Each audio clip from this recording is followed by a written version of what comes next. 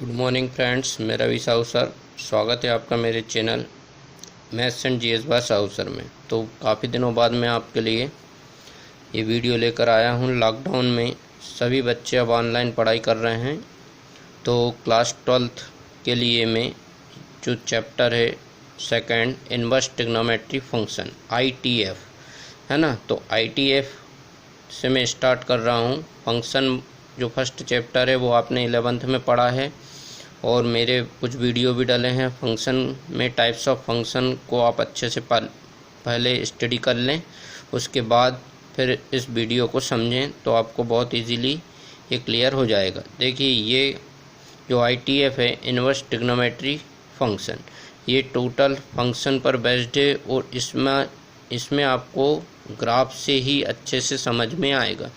तो जो बच्चे ग्राफ से ठीक से इसको समझेंगे उसके लिए चैप्टर बहुत इजीली समझ में आएगा, बहुत सिंपल हो जाएगा। अदरवाइज़ ये चैप्टर काफ़ी डिफ़िकल्ट होगा।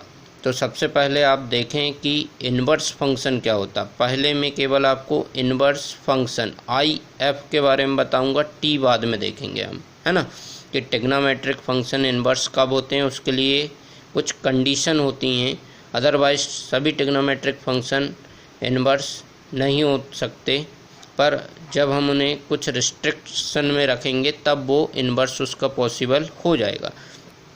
तो वो ही मैं रिस्ट्रिक्शन आपको बताऊंगा। तो पहले मैं केवल आपको इन्वर्स फंक्शन बता रहा हूँ, उसके बाद हम ITF देखेंगे।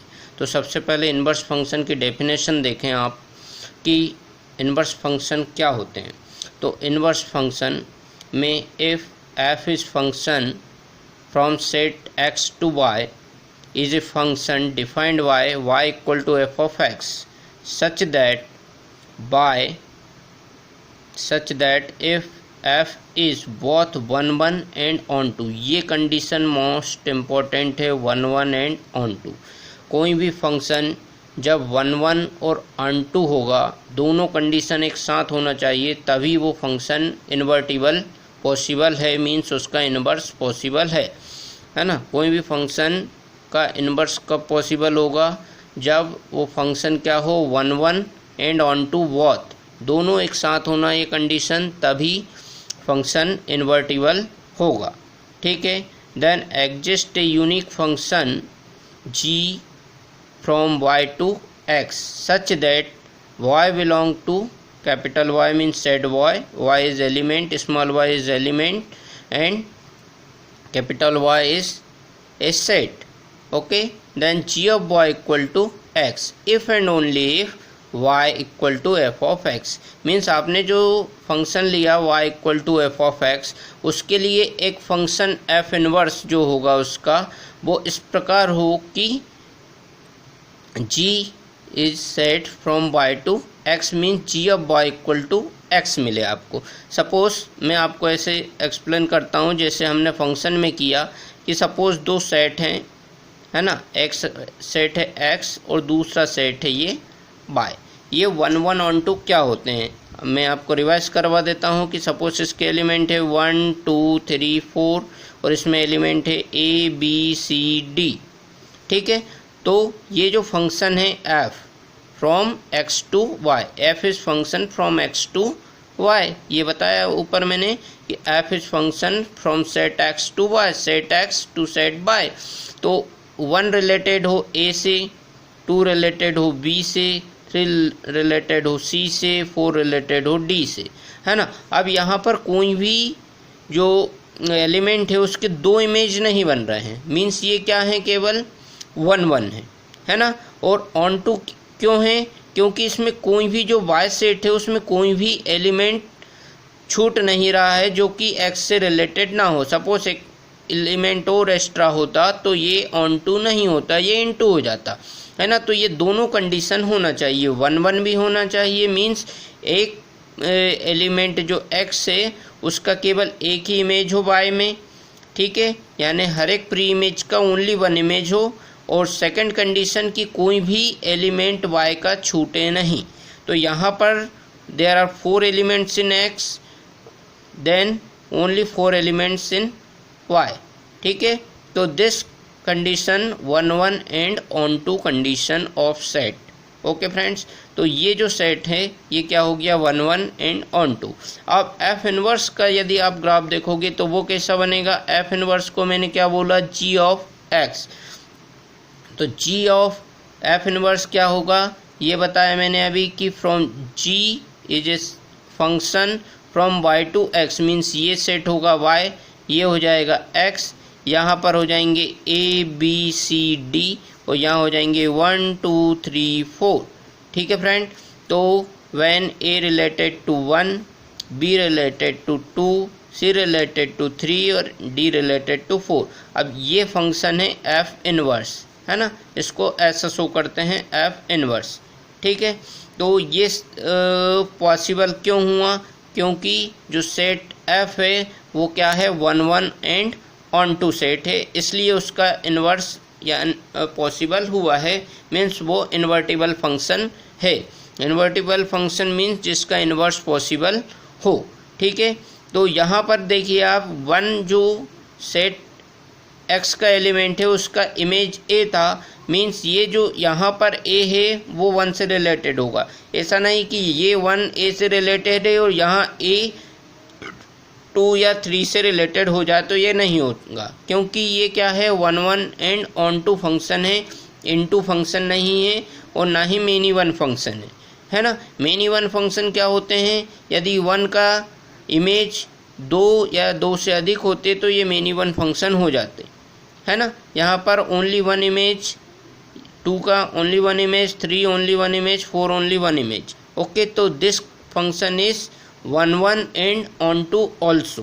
ठीक है, तो इन्वर्टिबल फंक्शन वही फंक्शन होंगे जो कि 1 1 and on to both condition apply हो, वो 1 1 एंड ऑन टू फंक्शन ही इन्वर्टिबल फंक्शन होंगे। ठीक है, तो यहाँ पर केवल इन्वर्स फंक्शन की बात हुई।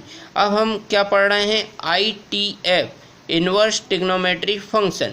तो क्या इन ट्रिग्नोमेट्रिक फंक्शन जो होते हैं वो सभी 1 1 और ऑन टू होते हैं?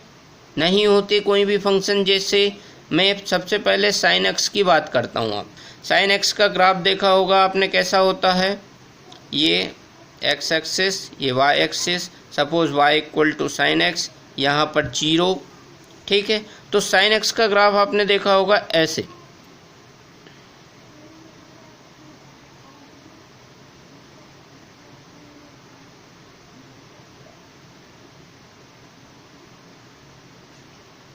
ऐसे जा रहा है। अब ये 0 है, ये पाई है, ये 2 पाई है। यहाँ पर देखो ये कंडीशन, तो ये π/2 होगा, ये -π/2 होगा, फिर ये -π होगा। ठीक है, तो आप यदि देखेंगे यहाँ पर x में 0 पुट करता हूँ तो y मुझे मिलेगा 0। x यदि मैं यहाँ पर π/2 पुट करता हूँ तो y मिलेगा मुझे 1, है ना। x फिर पाई पुट करता हूँ तो ये मुझे फिर 0 मिल गया, मीन्स ये वापस 0 आ गया, मीन्स यहाँ से चला ये 0 रिपीटेशन हो रहा है ना। तो इस कंडीशन में साइन एक्स जो होगा इन्वर्टिबल नहीं होगा। तो फिर ITF कैसा बन गया, फिर इन्वर्स ट्रिग्नोमेट्री फंक्शन चैप्टर कैसा बन गया।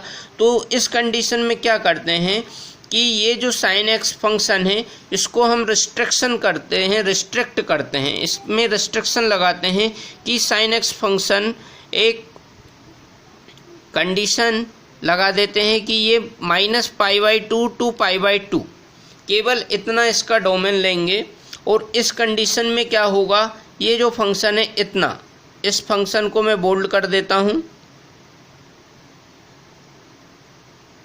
ये जो आपको फंक्शन दिख रहा है ये साइन एक्स का फंक्शन, तो ये फंक्शन क्या हैगा, आपको इन्वर्टिबल मिलेगा। ठीक, किस कंडीशन में, ओनली -π/2 से π/2। यहाँ पर इसकी ये वैल्यू जो आएगी ये 1 हो गई और ये जो वैल्यू होगी ये -1 होगी। ठीक है, तो इस कंडीशन में जो ट्रिग्नोमेट्रिक फंक्शन होंगे वो क्या हो जाएंगे, इन्वर्टिबल हो जाएंगे, है ना। नहीं तो अदरवाइज कोई भी फंक्शन जो होगा ट्रिग्नोमेट्रिक फंक्शन वो इन्वर्टिबल नहीं होगा। ये इन्वर्टिबल तभी पॉसिबल है जब क्या हो, उसको हम रिस्ट्रिक्शन में कर दें कि ये फंक्शन क्या है, ओनली -π/2 से π/2 में ही क्या होगा, इन्वर्टिबल होगा।